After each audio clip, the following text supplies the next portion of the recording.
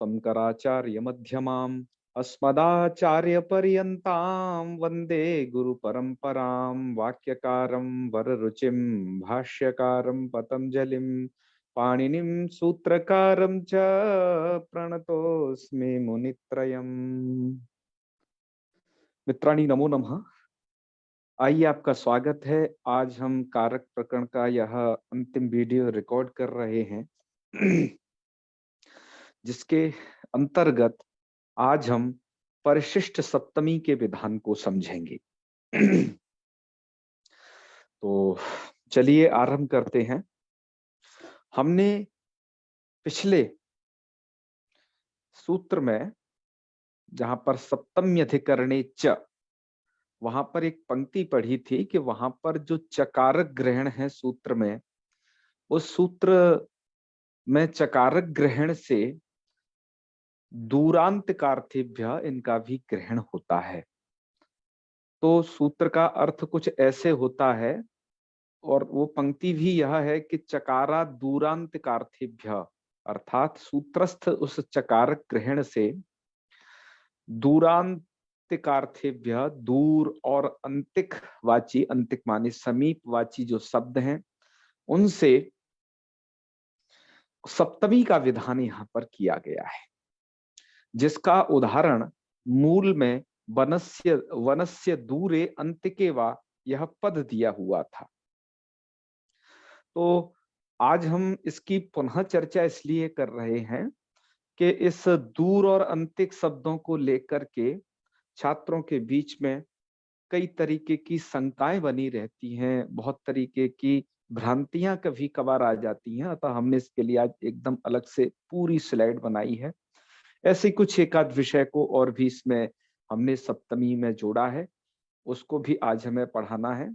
और बाद में परिशिष्ट सप्तमी प्रकरण में थोड़ा और, जहां सप्तमी का मुख्य मुख्य विधान कहाँ है, वैसे स्थलों को भी हम आज देखेंगे। इससे पूर्व हम एक वीडियो आपको पता है बना चुके हैं, जिसमें सप्तमी के जो आधार जो 3 प्रकार का होता है, वहां पर हम औपश्लेषिक आधार, वैषयिक आधार और अभिव्यापक आधार की चर्चा पीछे हम कर चुके हैं। तो ये भी वीडियो आज छोटा ही होने वाला है, पर आज बहुत ही महत्वपूर्ण चीजें आप समझेंगे। और दो तो हमने बहुत ही महत्वपूर्ण चीजें बनाई हैं आज, जैसे सप्तमी का विधान दूर और अंतिक वाला, और दूसरा यस्य च भावेन भाव लक्षणम को भी हमने इसमें समझाया है, सती सप्तमी को, वो दूसरी स्लाइड में है आपके। तो अब यहाँ पर इस विधान को थोड़ा समझिएगा। हमने यहाँ पर फिर इसको पंक्तिबद्ध लिखा भी कि दूरांतकार्थेभ्यो द्वितीया च, एक सूत्र पीछे सिद्धांत कौमुदी में ये आया था। आप परलोक सिद्धांत कौमुदी पढ़ रहे हो, आपको आया नहीं, शायद हमने वो सूचित भी किया है कि नहीं, हम नहीं जानते, पर अब बता रहे हैं उसे। तो इति सूत्रेण दूर समीप वाचक शब्द ही, जो दूर और समीप के वाचक शब्द हैं, माने कि चाहे तो दूर शब्द है या अंतिक शब्द है या समीप शब्द है, और दूर का और पर्यायवाची शब्द कहें तो विप्रकृष्ट ये शब्द है। तो जो भी दूर के और अंतिक यानी समीप के पर्यायवाची शब्द होंगे, उन सभी से ये विभक्तियों का विधान है। किन किन का? सप्तमी का तो अभी आपने सप्तम्यधिकरणे च में देखा ही लिया, जिसका उदाहरण भी दूरे और अंतिके ये देखा। तो हम जो बात कर रहे हैं यहाँ के सप्तमी विधान की, ठीक है, अभी हाल फिलहाल। और दूरांतिकार्थिभ्य द्वितीया द्वारा इन्हीं दूर और अंतिक शब्दों से द्वितीया, पंचमी और तृतीया का विधान होता है। तो वो लिखा भी है कि द्वितीया, पंचमी, तृतीया इति विभक्ति त्रयाणाम विधानम पूर्वम कृतम। इन 3 विभक्तियों का विधान पहले किया गया है। और इदानीम सप्तमे है विधानेन, यहाँ पर यह विधानात् कह दो, इदानीम सप्तमे विभक्ति विधानेन, अब सप्तमी का विधान कर दिया गया यहाँ इस प्रकरण में। तो इस प्रकार से दूर समीप वाचक शब्द ही सह लगा लेना, चतस्रः विभक्तयः भवन्ति। दूर समीप वाचक शब्दों से 4 विभक्तियां अब होंगी। कौन कौन सी? सप्तमी तो होगी, सप्तमी के साथ साथ में द्वितीया, तृतीया, द्वितीया, पंचमी, तृतीया, इस तरीके से इनका विधान समझें। इनके उदाहरण भी अभी देखिएगा कि यहाँ पर दूरे अंतिके में सप्तमी, यहाँ दूरम अंतिकम में द्वितीया, यहाँ दूरेण अंतिकेन में तृतीया, यहाँ दूरात अंतिकात में पंचमी का विधान, ये क्रमशः आपको बताया है। और इसी तरीके से यहाँ के इन उदाहरणों को भी दृष्टिगोचर कर लीजिए। ठीक है। अब एक मुख्य बात, जहां थोड़ा सा बात मुझे लगता है घचड़ पचड़ हो जाती है, तो हमने से अलग से लिखा। पर ये बात ध्यान रखें, किंतु दूरांतिकार्थैः षष्ठ्यन्नतरस्याम् इति सूत्रेण दूर समीप वाचक शब्दैः योगे षष्ठी पंचमी इति विभक्ति द्वयस्य विधानम भवति। मुझे विधानम यहाँ जोड़ देना चाहिए था, विधान होता है। अब ये बात की जा रही है यहाँ पर दूर समीप वाचक शब्द का, दूर समीप वाचक जो शब्द होंगे उनके योग में जो शब्द होगा उससे कौन सी विभक्ति होगी। यानी कि हम बात कर रहे हैं अब वनस्य, ये वनस्य में क्यों षष्ठी है, यहाँ की विभक्ति की बात कर रहे हैं कि यहाँ क्यों षष्ठी है। दूर अंत के में तो आप देख चुके कहां पर क्या क्या विभक्ति है, पर यहाँ पर क्या क्या होगा, तो कहा इनके योग में षष्ठी भी होती है और पंचमी भी होती है। अतः इसको स्पष्टतः लिखा द्वारा से फिर पढ़ें कि किंतु दूरांतिकार्थैः षष्ठ्यन्नतरस्यामिति सूत्रेण दूर समीप वाचकैः शब्दैः योगे षष्ठी पंचमी इति विभक्ति द्वयस्य विधानम भवति। लघु सिद्धांत कौमुद्यां मूले दूरांतिक शब्दैर् योगे वनस्य इति षष्ठी दर्शिता, किंतु तत्र वनात् इति पंचमी अपि साधु। पंचमी विभक्ति को भी आपको साधु समझना चाहिए। अतः उसके उदाहरण षष्ठी वाले तो सब उदाहरण हमने एक जगह इधर रख दिए हैं, और पंचमी वाले देखो यहाँ, ये पंचमी वाले इधर है और ये षष्ठी वाले सब उदाहरण ये ऊपर रख दिए हैं। तो आपको भेद समझ में आ गया होगा कि हमें जो सप्तमी के विधान की बात की जा रही है, या फिर सप्तमी के साथ द्वितीया, पंचमी, तृतीया की, वो दूर और समीपवाची मतलब अंतिक जो शब्द है उससे की जा रही है। और दूरांत का अर्थ ही षष्ठ्यन्नतरस्याम् से जिसकी बात की जा रही है षष्ठी विकल्प से होती है, तो वो षष्ठी पंचमी उससे दूर और अंतिक शब्द के साथ जो पढ़ा गया है वनस्य शब्द। तो मुझे लगता है विजय जी यह विषय भेद स्पष्ट हो गया होगा आपको। ठीक है, और अब आगे बढ़ते हैं। ठीक है। चलिए अब आगे ऐसे ही एक और महत्वपूर्ण सूत्र पर हम चर्चा करते हैं। ये वो सूत्र है जो सप्तमी में कहे जाते हैं, बहुत प्रयोग होते हैं, बहुत व्याख्या हैं, जिनको परीक्षाओं में भी परीक्षक बहुधा पूछा करते हैं। अतः हमने सोचा कि उनके विषय में जान लेना आवश्यक ही है। चलिए अब हम जानते हैं यस्य च भावेन भाव लक्षणम। ठीक है, सिद्धांत कौमुदी में क्या अर्थ दिया गया है वो सिद्धांत कौमुदी से आप देखे ही लीजिए, आप जानते ही होंगे। उसी को थोड़ा हमने सरल रूप में, एक व्यवहारिक रूप में प्रस्तुत किया है, और इस विषय को भी थोड़ा आप समझें। इस सूत्र से विधान की जाने वाली विभक्ति को आप भाव सप्तमी या सती सप्तमी कह सकते हैं। वह सूत्र यही है, यस्य च भावेन भाव लक्षण। थोड़ा सूत्रार्थ ऐसे समझा जाए, यस्य, यस्य माने ज्ञात क्रिया कालात्, यस्य क्रिया क्रियांतरम लक्ष्यते, मूल तो ये है। उसका हमने क्रियांतरम का अर्थ कर दिया है अज्ञात क्रियांतरस्य कालो लक्ष्यते।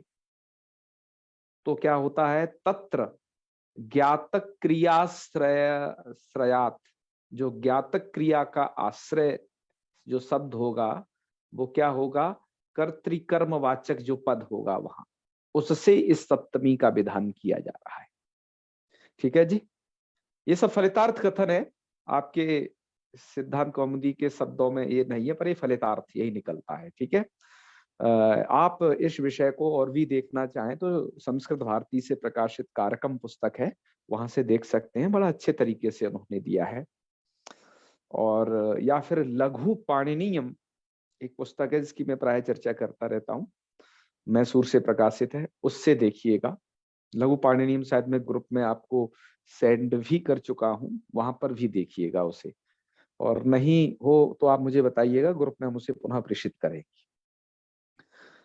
ये विषय क्या है, थोड़ा सा आइए अब इसको समझते हैं, जो आपने ऊपर समझा मैं इसको आपको बताता हूं कि यस्य ज्ञातक क्रिया, कि जिस ज्ञातक क्रिया कालात, जिस ज्ञातक क्रिया के काल से अज्ञातक क्रिया का काल लक्षित होता हो, मतलब अज्ञातक क्रिया के काल के बारे में पता चलता हो, तो तत्र ज्ञातक क्रियाश्रयात, जो जो वहां पर ज्ञातक क्रिया का जो आश्रय होगा कोई कर्तृवाचक, क्योंकि क्रिया का आश्रय कर्ता या कर्म होता है, आप जान चुके हो जब मैंने सप्तमी आपको पढ़ाया था। तो वहां पर ज्ञातक क्रिया के आश्रय जो कर्तृ या कर्मवाचक पद होगा, उससे सप्तमी विभक्ति हो जाती है। ये आपका नियम है। आइए अब हम उदाहरणों को पढ़ते हैं। आपकी सिद्धांत कौमुदी में इस जगह कर्मवाचक जो पद, ज्ञातक क्रिया का आश्रय जहां कर्मवाचक पद है, वो उदाहरण दिया आपका गोशु दुहिमानाशु गता, ये वाला। लेकिन हम पहले आपको कर्तृ का भी देते हैं, फिर कर्म का जो सिद्धांत कौमुदी में है उसको भी देते हैं। तो चलिए, प्रश्न पूछा यदि किसी ने स कदा गतः, तो उत्तर में ये आया कि छात्रेषु अधीयानेषु गता, माने सगता, छात्रों के छात्रेषु अधीयानेषु गता, जब छात्र पढ़ रहे थे तब वो चला गया। ये है आपकी कर्तनिष्ठ क्रियोदाहरणम, कि छात्रों के पढ़ते समय वो चला गया। ठीक है, यहाँ काल थोड़ा अभिव्यंजित हो रहा है। अब थोड़ा यहाँ ध्यान से देखें, यहाँ दो क्रियाओं की बात की जा रही है। अत्र अध्ययनम गमनम चेति द्वे क्रिये स्तः, दो क्रियाएं हैं, अध्ययन और गमन।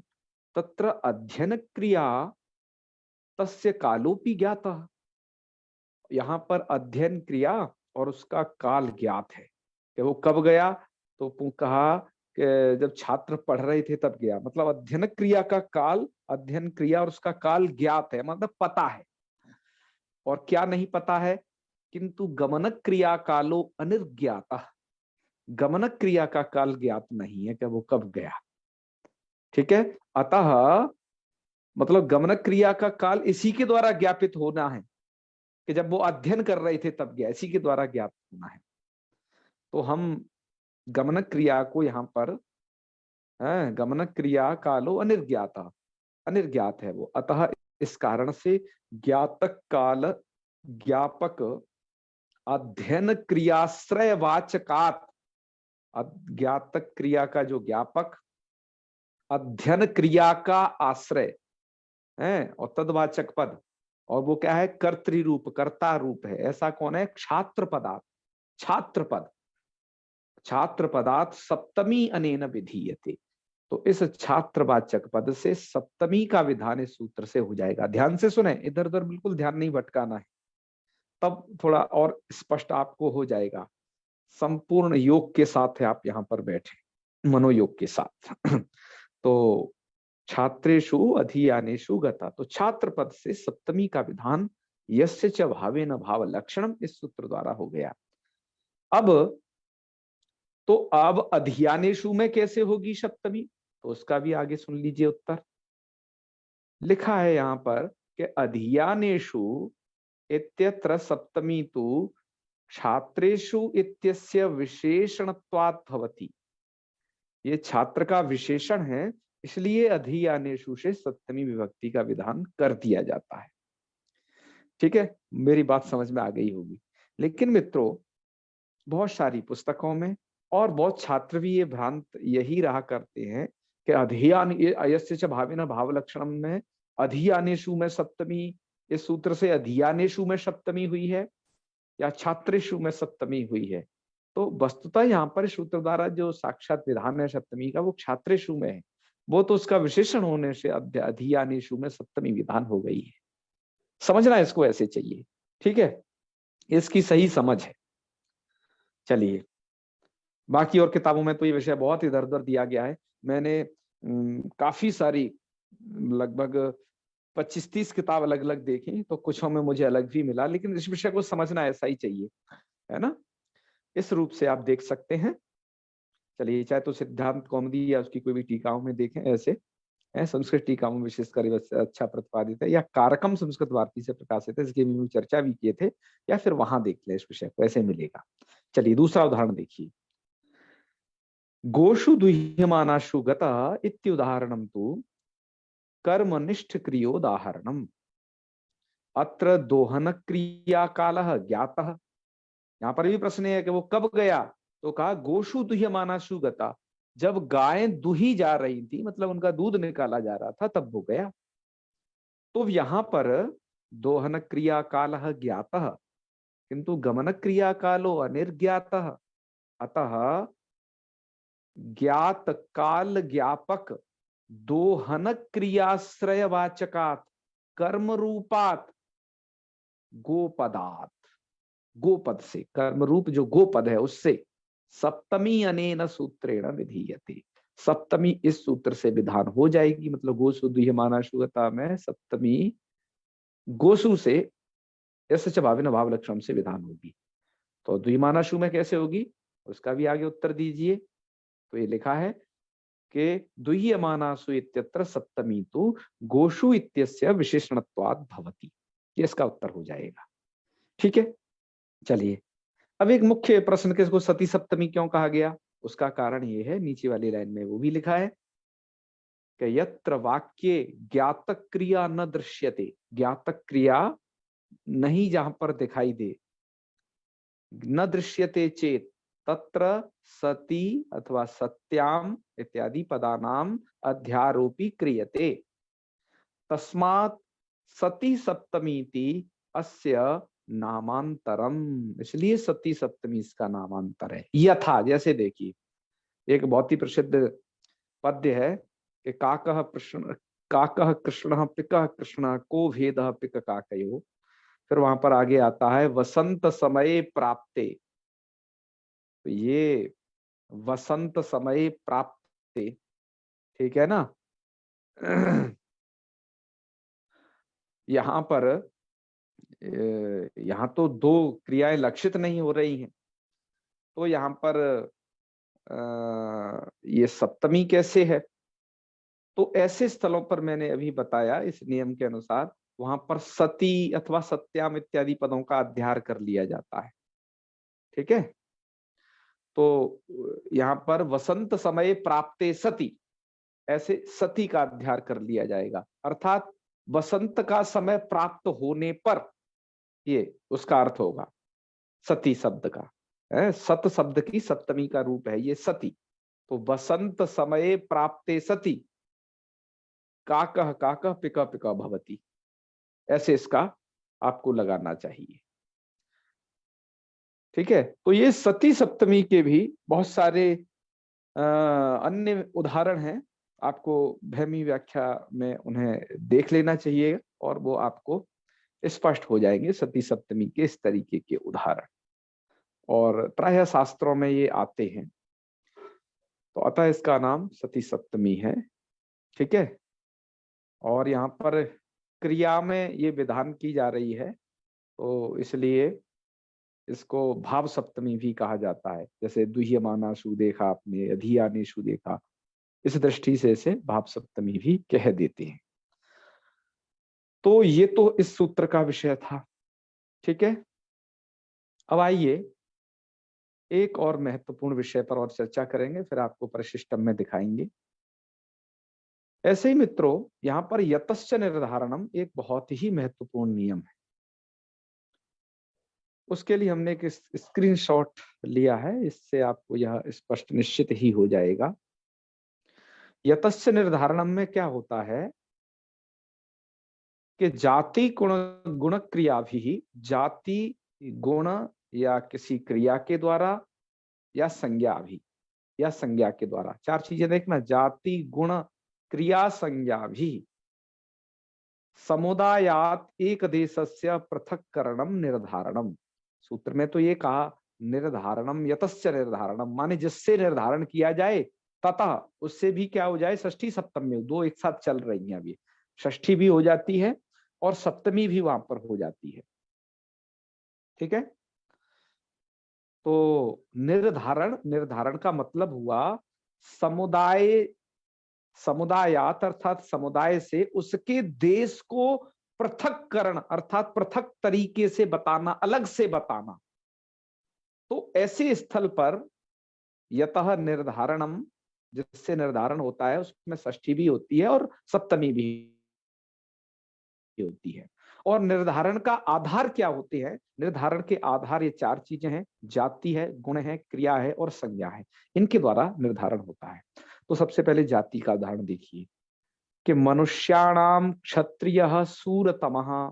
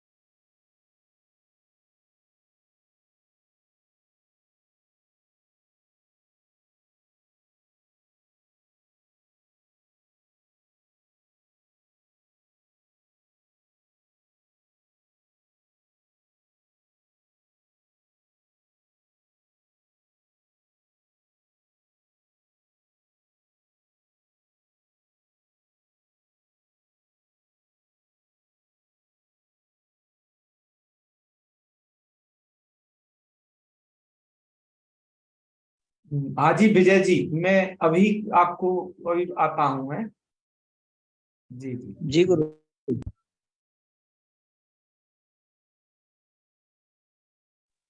थोड़ा सा आवाज चली गई थी, है ना? अब आ रही है ना? जी अब आ रही है गुरु। हाँ हाँ, अच्छा, कहाँ से चली गई थी? उसे ओम द्वारा से कहते हैं, तस्य निर्धारणम में चल रहे थे हम, है ना? आपने यतस्य निर्धारणम को कितना सुना, कहाँ तक सुना, थोड़ा मुझे बताएं, फिर आगे वहीं से कंटिन्यू करते हैं। थोड़ा सा नेटवर्क समस्या हुई है ये।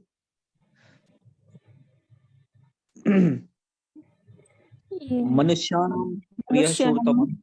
अच्छा, माने कि यही चल रहा था, मैं समझ गया। ठीक है ठीक है, मैं इसको द्वारा से, उदाहरण को द्वारा से बताता हूं मैं। तो यहाँ पर जाति गुण क्रिया संज्ञा भी समुदायात एक देश से पृथक करना। मनुष्य एक समुदाय है मनुष्यों का, ठीक है? उस समुदाय से है क्षत्रियत्व जाति के आधार पर, मनुष्य समुदाय से क्षत्रियत्व इसके आधार पर, मतलब जाति को आश्रय मान करके, समुदाय से मतलब उसके एक देश को, मतलब मनुष्यों में ब्राह्मण भी है, क्षत्रिय है, वैश्य है, शूद्र है, तमाम वर्ण है। तो उसमें से समुदाय का एक देश जो क्षत्रिय क्षत्रिय है, उसको पृथक्करण अलग से उसके बारे में बताया जा रहा है, कुछ उसकी विशेषता बताई जा रही है कि क्षत्रिय सूरतमः भवति। क्षत्रिय जो है सूरतमः अर्थात बलशाली होते हैं। तो यहां पर जो ये निर्धारण है वो आपका जाति द्वारा यह निर्धारण है। तो ये, तो जो यतः निर्धारणीयम, जहां से आप निर्धारण कर रहे हो उससे, यतो निर्धारणीयम तथा तदवाचक शब्द से आपको षष्ठी भी कर दो और सप्तमी भी कर दो। इसलिए ध्यान दें, यहां पर मनुष्याणाम, मनुष्याणाम इस पद में आप षष्ठी कर सकते हो या सप्तमी करके भी बोल सकते हो। तो आप ऐसे बोल सकते हैं, मनुष्याणाम क्षत्रिय सूरतमः अथवा मनुष्येषु क्षत्रिय सूरतमः, दोनों तरीके से बन जाएगा। ठीक है, तो यहां पर आपने जाति के द्वारा ये निर्धारण किया। आगे देखिए, गवाम कृष्णा बहुक्षीरा। ठीक है, कृष्णा बहुक्षीरा, गायों में जो कृष्णा गाय होती है वो बहुक्षीरा अर्थात बहुत दूध देने वाली होती है। तो आपने यहाँ गायों के समुदाय से, गवाम, इस समुदाय से अर्थात यहीं से आपने निर्धारण किया, किसके आधार पर? बहुक्षीरत्व जो है ये, मतलब बहुक्षीरा, इसके आधार पर आपने ये निर्धारण किया। लेकिन क्या कि जो कृष्णा, मतलब कृष्णा का मतलब है कि कृष्ण गुण वाली, कृष्ण गुण वाली गायें बहुत दूध देती हैं। तो आप यहाँ गुण के द्वारा निर्धारण किए, तो जिस समुदाय से कृष्णा गायों को अलग किए, तदवाचक पद गो शब्द से आप यहाँ पर षष्ठी भी कर पाएंगे, तो गवाम कृष्णा बहुक्षीरा ये भी बनेगा। और गोशु वा अर्थात गोशु कृष्णा बहुक्षीरा ऐसा भी बना सकते हो। तो ये गुण का उदाहरण हो गया। तीसरा उदाहरण है क्रिया का। क्रिया में देखिए, क्रिया के उदाहरण में अध्वगानाम, ठीक है, अध्वगानाम अर्थात जो दौड़ने वाले हैं सबसे, मतलब रास्ते चलने वाले हैं। अध्वग, अध्व माने कहते हैं रास्ता को, और अध्वगान मतलब जो चलने वाले हैं रास्ते में, उनमें धावन अर्थात दौड़ने वाला। तो ये धावन है क्रिया, क्रियावाचक पद। वो शीघ्रतमा, मतलब वो शीघ्रता से, वो सबसे शीघ्रतम होता है, माने कि वो सबसे शीघ्रता से पहुंच जाता है। तो यहां पर किनसे आपने निर्धारण किया? अध्वगान, अध्वग अर्थात जो रास्ते में चल रहे हैं उनसे। तो उनमें जो धावन, जो दौड़ेगा वो सबसे तेज पहुंचेगा। तो यहाँ पर इस समुदाय से आपने पृथक्करण किया है, और किस आधार पर किया है? धावन, इस क्रिया के आधार पर। तो यहाँ पर आप षष्ठी भी कर सकते हो, षष्ठी यहाँ पर कर दी और सप्तमी यहाँ कर दी। तो दोनों ही तरीके से वाक्य बोल सकते हो कि अध्वगानाम धावन शीघ्रतमा, अथवा अध्वगेशु धावन शीघ्रतमा, ऐसे भी बोल सकते हैं। और उसके बाद संज्ञा के आधार पर भी दिया कि शिष्याणाम मैत्र पटु है। तो यहाँ पर मैत्र उसकी संज्ञा है। तो इस संज्ञा के आधार पर पृथक्करण किया जा रहा है, किससे? कि शिष्यों में जो मैत्र है, मैत्र नाम है उसका, ये संज्ञा है, ठीक है, वो जो है पटु है, अर्थात बहुत ही होशियार है, इंटेलिजेंट बच्चा है वो। तो यहाँ पर शिष्याणाम में आप षष्ठी भी कर सकते हैं पक्ष में, और या फिर शिष्येषु ये भी दे सकते हैं। तो शिष्याणाम मैत्र पटु, तो शिष्येषु मैत्र पटु ये भी दे सकते हैं। तो आपने यहां समझा कि जहां से आप निर्धारण कर रहे हो उसमें षष्ठी भी कर सकते हो, और क्या कर सकते हैं आप? उसमें सप्तमी भी कर सकते हैं। ये सप्तमी के लिए विशेष करके बताया। अब पर बात ये होती है, अब ये पंचमी विभक्ति वाला नियम देखो कि यहाँ पर भी तो आप निर्धारण ही करते हो। पंचमी में भी क्या करते हो? आप निर्धारण करते हो। जैसे सिद्धांत कौमुदी के जो मूल में उदाहरण दिया, वो दिया कि माथुराः पाटलिपुत्र के भ्य आढ्यतराः, के जो माथुराः मतलब मथुरा में निवास करने वाले जो लोग हैं, वो पाटलिपुत्र के भ्य आढ्यतराः, पाटलिपुत्र में रहने वाले लोग से आढ्यतर होते हैं। तो आपने यहाँ पर भी तो निर्धारण ही है ये, आप उनसे उनको आढ्यतर बता रहे हो। इन्होंने भी कुछ उदाहरण दिए हैं, जैसे मनुष्येषु, मनुष्यों में श्वापदाः, श्वापदाः माने कि जो पशु हैं, ठीक है, वो सूरतराः, वो थोड़ा ज्यादा ताकतवर होते हैं, ठीक है, ये इन्होंने उदाहरण दिया। तो फिर यहां पर आप क्यों नहीं कर रहे हैं षष्ठी और सप्तमी? उसका तो इस बात को समझना कि पंचमी विभक्ति द्वारा और तस्य निर्धारण, दोनों में अंतर क्या है। उसके लिए इन्होंने दिया कि यत्र निर्धारण, निर्धारण अवधिर निर्धार्यमाणम च भिन्नम।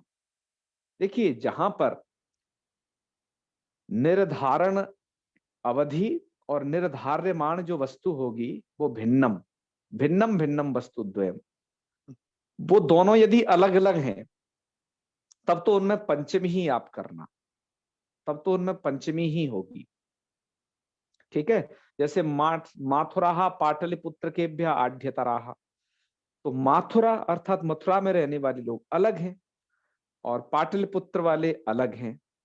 ऐसे ही देखिए मनुष्येभ्य स्वापदाः सूरतराः, तो यहाँ पर मनुष्य अलग है, उनमें मनुष्यत्व रहता है, और श्वापदाः, इनमें पशुत्व रहता है, श्वापदत्व रहता है इनमें।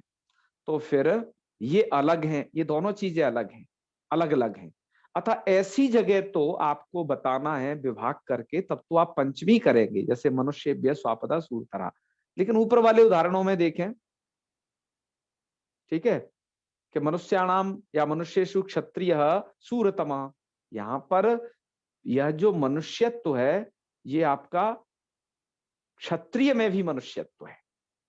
अर्थात ये दोनों वस्तु हैं, ये दोनों पदार्थ अलग अलग नहीं है, ये एक ही है। अतः उस समुदाय में से ही उसके किसी एक को श्रेष्ठ बताया जा रहा है, उसको पृथक कर किया जा रहा है जाति गुण या क्रिया संज्ञा के आधार पर, है। तो वो एक चीज है, एक में से एक की विशेषता बताई जा रही है जाति गुण क्रिया के आधार पर, वो अलग अलग पदार्थ नहीं है।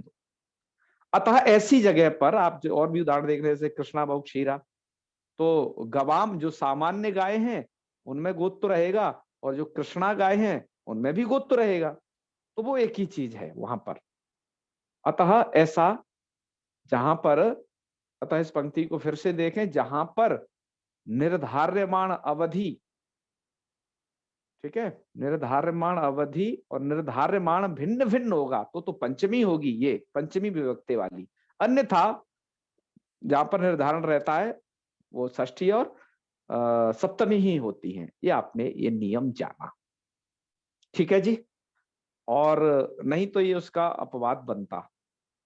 तो यहाँ पर गुणक्रियो, गुण और क्रिया से भिन्न द्रव्यनिष्ठ तौलने अवधिभूतत्वादानत्वेन प्राप्ताया एव पंचम्या प्रतिप्रसवोयम्।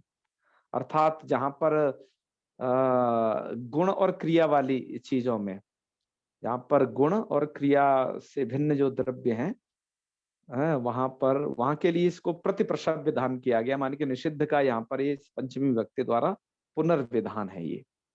तो इसको समझना, यहाँ पर ये नियम हो गया।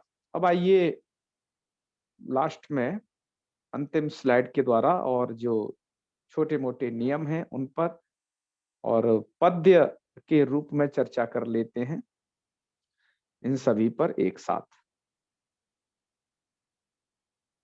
तो सप्तमी का विधान आपने कुछ इन तरीकों से समझा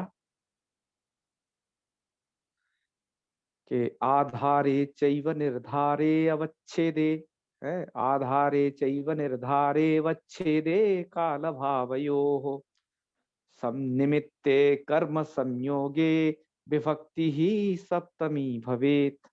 ये और ये थोड़ा दूसरे तरीके से भी ये पद्य मिलते हैं, तो उनको इस तरीके से लिखा कि सप्तमी त्रिविधा धारात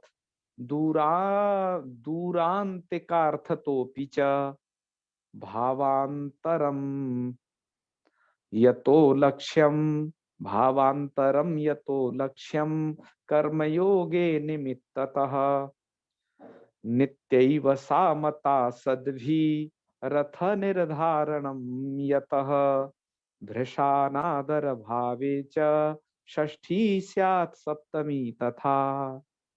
तो आइए पहले इसके उदाहरणों को सबको हटा हटा के देख लें। सबसे ऊपर वाली लाइन में देखिए, आधारे चैव निर्धारे, इसी चीज को नीचे लिखा है सप्तमी त्रिविधा धारा। सप्तमी जो है आधार में होती है, मतलब तीनों प्रकार के आधार में हो जाएगी, और तीनों प्रकार के आधार आपने पढ़ लिए हैं, उसके उदाहरण औपश्लेषिक, वैषयिक और अभिव्यापक। तो त्रिविधाधार का उदाहरण हो गया जैसे कटे, आस्ते, पात्रे, भुंगते इत्यादि उदाहरण हो जाएंगे इसके, ठीक है। और वो उदाहरण आपने पहले जान लिए हैं, तो थोड़े से कम भी दिए हैं। और ये भी लिखा है निर्धारे, ठीक है। तो निर्धारे, निर्धारे का अर्थ निर्धारणे ऐसा किया गया है। तो निर्धारण में भी सप्तमी भी आप देख ही रहे थे, निर्णाम निर्षुवा द्विजा श्रेष्ठ और क्षात्राणाम क्षात्रेषुवा मैत्रः पटु, ये आपके यतश्च निर्धारणम वाली है। और अवच्छेदे जो यहाँ पर दिया, निर्धारे अवच्छेदे काल भावयोः, अवच्छेदे माने गृहीत इव केशेषु बाल्ये विद्याम उपार्जयेत।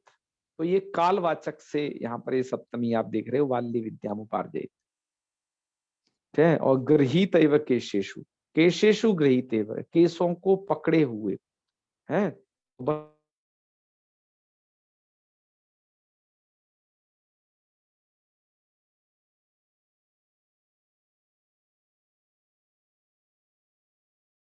जो चारुदेव शास्त्री जी है उनकी एक पुस्तक है, उसमें ये तमाम इस तरीके के नियम दिए गए हैं।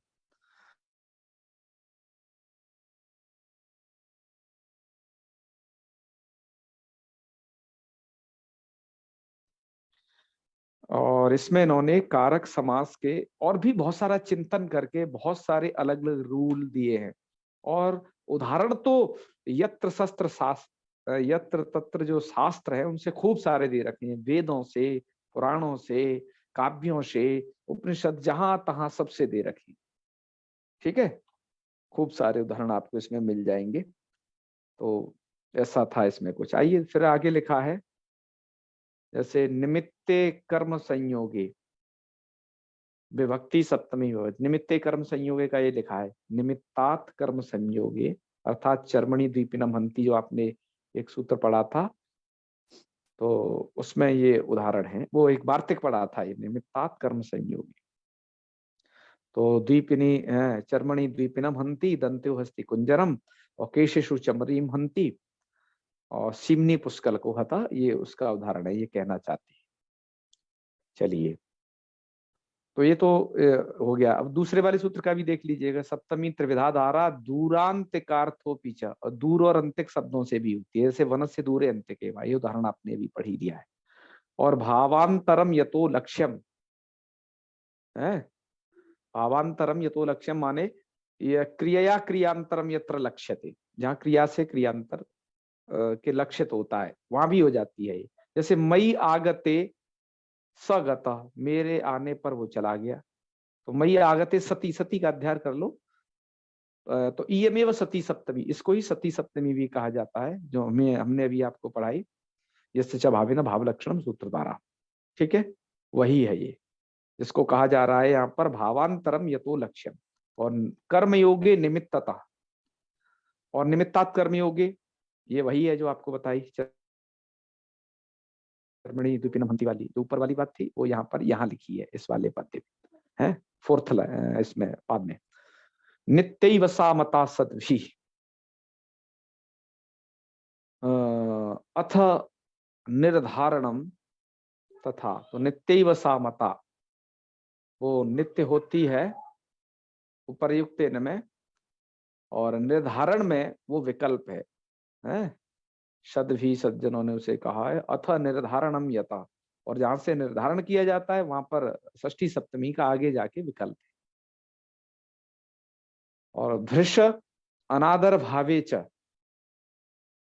है, भृषानादर भावे च षष्ठी चात सप्तमी तथा, तो एक सूत्र है षष्ठी चानादरे है, तो वहां पर अनादर का भाव होने पर ये षष्ठी विभक्ति का उधर भी और विधान है, षष्ठी सप्तमी दोनों हो जाती हैं।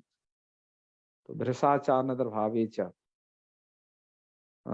षष्ठी सात सप्तमी तथा, कहीं भृषा की बजाय ये पाठ है भावे, भावे पाठ है, भावानादर नहीं, भावे तो फिर आगे लग गया, फिर वो संगत नहीं होगा, है भृषानादर भावे चाहिए, ठीक है। फिर सप्तमी स्यात, तो उसका उदाहरण भृषानादर भावे का जैसे यही है जो यहाँ दरिया है, रुदति पुत्रे अथवा रुदता पुत्रस्य वा पिता जगाम, अर्थात पुत्र के रोने पर अथवा रुदते हुए पुत्र को छोड़ करके पिता जगाम, पिता चले गए।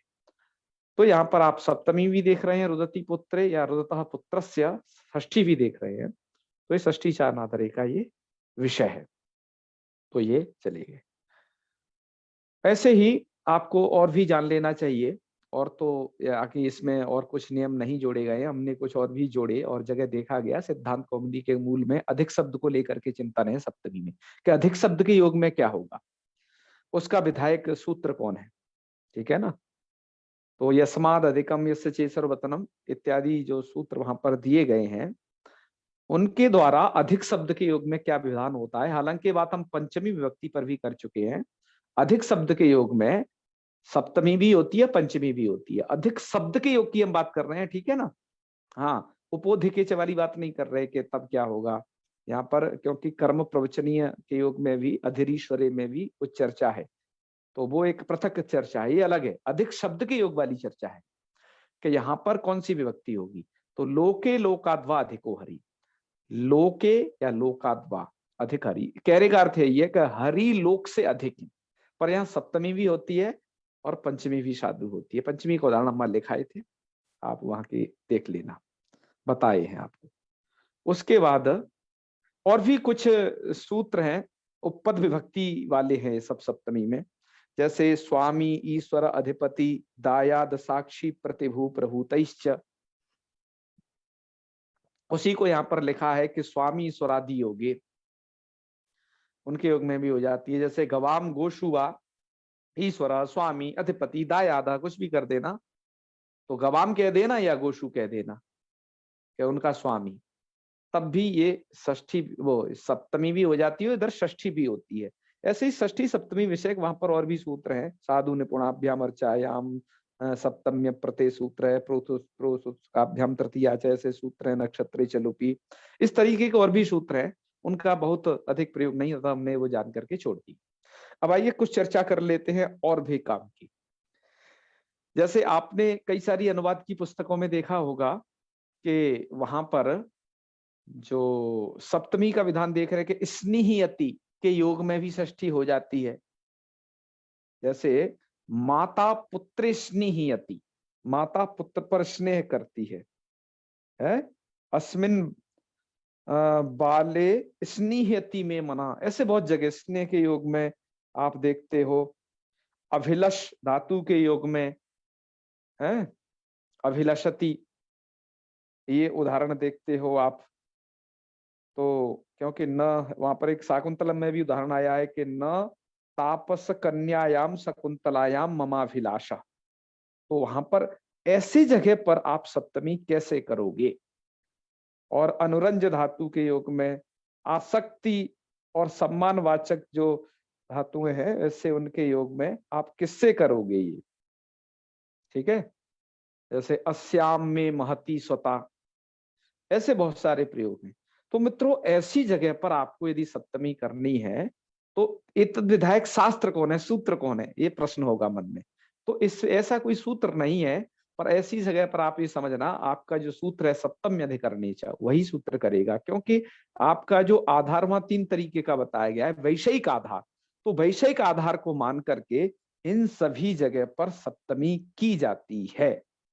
ये चिंतन भी आप इस सप्तमी विभक्ति में कर लेना, क्योंकि बहुत कम जगह ऐसा है बताया गया है। तो ये सब वैषयिक आधार को लेकर के है, ठीक है। आप चक्रधर नौटियाल हंस जी की जो अनुवाद चंद्रिका है, उसमें भी इस तरीके के आप उदाहरण देख सकते हैं। उन्होंने इस चैप्टर को बाकायदा थोड़ा सा लिखा है, वहां पर दिया भी है। तो हमारा तो यह है कि आप अपने ग्रंथों की तरफ अग्रसर हों, देखें इन सब नियमों को वहां पर। तो यही है। और अंत में एक पद्य में जहां पर सभी विभक्तियों का विधान आ जाता है, रामो राजमणि सदा विजयते रामम रमेशम भजे, रामेणाभियता निशाचर चमु रामाय तस्मै नमः, रामा नास्ति परायणम परतरम रामस्य दासोऽस्म्यहम्, रामे चित्तलयः सदा भवतु मे भो राम माम उद्धरा। बस यहीं तक हम कारक प्रकरण को कर रहे हैं। सप्तमी तक हमने लगभग मुख्य नियम सभी ले लिए हैं। इन नियमों का आप ध्यान करके यदि अनुवाद करेंगे तो आपके अनुवाद सही जाएंगे। काफी सारे नियमों को हमने समेटा है, फिर भी कुछ छूट गए हों तो उन्हें आप देख लीजिएगा, क्योंकि हमने संपूर्ण नियम तो नहीं बताए हैं, बस काम भर के आपको बहुत सारे नियम बता दिए हैं अतिरिक्त उदाहरण सहित, ठीक है। और यहाँ पर जो पद्य भी अभी जो था स्लाइड में, उसको भी आप देख लें। तो चले समापन करते हैं, अब चूंकि समय हो गया है। चलिए, ओम सर्वे भवन्तु सुखिनः, सर्वे सन्तु निरामयाः, सर्वे भद्राणि पश्यन्तु, मा कश्चित् दुःखभाग् भवेत्। ओम शांति शांति शांति। सर्वेभ्यो नमो नमः। शुभ रात्रि। और अंत में एक सूचना यह है कि अब कारक प्रकरण हो गया है, तो इसका हम टेस्ट करेंगे पहले, उसके बाद समास प्रकरण को आरंभ करेंगे, ठीक है। तो माने कि 1 आध दिन का वक्त टेस्ट में और जाएगा, उसके बाद हम समास प्रकरण पर चर्चा करेंगे, जो कि बहुत महत्वपूर्ण प्रकरण है वह भी। और थोड़ा समझ में नहीं आता है कि कहाँ पर कौन सी जगह पर समास कैसे होता है और यही समास क्यों होता है और समास कैसे कर दिया जाता है, इन सब पर चर्चा हम समास प्रकरण में करेंगे विशेष रूप से। तो चलिए, नमो नमः, हर हर महादेव सभी के। प्रणाम गुरु जी। प्रणाम सर। हर हर महादेव।